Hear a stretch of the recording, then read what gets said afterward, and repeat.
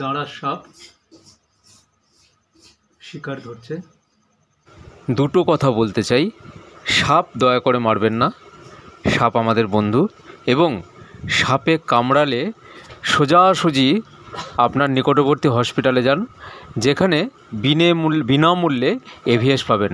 কারণ সাপের কামড়ের একমাত্র চিকিৎসা এভিএস। কোনো ওঝা গুণিন পীরের থান মনসার থান দয়া করে করবেন না, সোজা হসপিটালে যান এবং এভিএস গ্রহণ করুন আর দ্রুত সুস্থ হয়ে বাড়ি ফিরে আসুন। আর অবশ্যই সাপ মারবেন না প্লিজ। সাপটি শিকার ধরছে, শিকার ধরে নিয়ে সাপটি দেখতে পাবেন কিভাবে ওর জায়গায় চলে যাচ্ছে। একটাই অনুরোধ, সাপ মারবেন না প্লিজ। কারণ সাপ সারা বছর প্রচুর ইঁদুর ব্যাঙ এই সমস্ত কিছু খেয়ে আমাদের পরিবেশের ভারসাম্য রক্ষা করে, ফসল রক্ষা করে। যার ফলে সাপ যদি চলেও আসে বাড়ির মধ্যে, সেক্ষেত্রে সাপকে নিশ্চিন্তভাবে বের হতে দিন।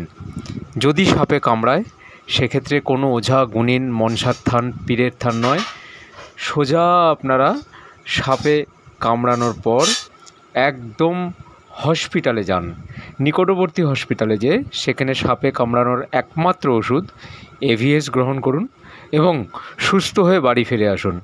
আবার বলছি, সাপে কামড়ালে কোনো ওঝা গুণিন নয়, সাপ দয়া করে মারবেন না।